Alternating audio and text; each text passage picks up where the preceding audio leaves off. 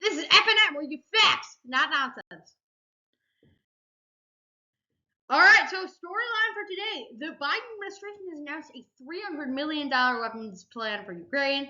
Now, nowadays in Washington, these numbers are mostly side about, but it is still pretty major, although officials, including U.S. National Security Advisor Jake Sullivan, one of the people that is directly reporting to Joe Biden, said the plan will only keep advancing Russian forces at bay for a few weeks. This package is strictly weapons, and Biden hopes in this time he can get his $95 billion foreign aid through the House.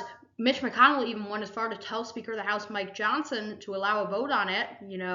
Just like try it out, Mike. Now, Donald Trump's opposition has mainly held up that bill that would give aid to Ukraine and Israel, which is another place in need right now. Biden said on a hot mic during the State of the Union that he would try to have a come-to-Jesus meeting with Benjamin Netanyahu, something that he has now reversed on. Ukrainian soldiers have been forced to ration ammo lately to a lack of aid. Intelligence officials have been warning how far back Ukraine is falling without aid.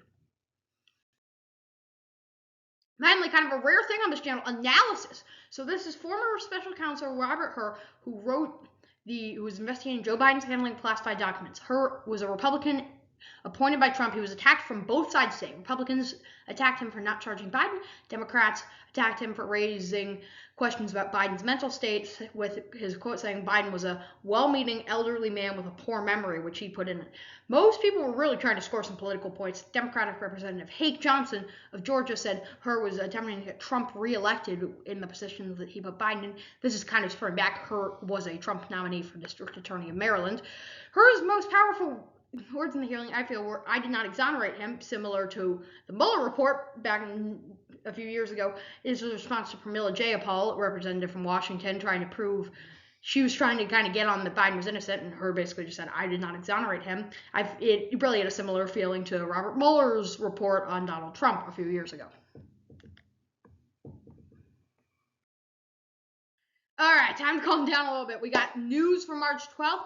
Inflation rose just very slightly to 3.2, still well off the 2% mark, but the Fed is kind of aiming to hover around, and it's going to be a big question for the Fed at the upcoming meeting. Will they lower interest rates? And that is really, can they get inflation down that further percent? On the other hand, GOP Representative Ken Buck is going to leave Congress next week. Buck cited dysfunction on Capitol Hill with an interview with Dana Bath. Also wants to spend more time with his family. He's been a hardline conservative who's clashed with his own party on many issues. And for the stocks, the Dow was up 235.63, or about 0.75%. NASDAQ was up about 1.5%, or 246.36. And the S&P set another record high, up 57.33, or 1.1%.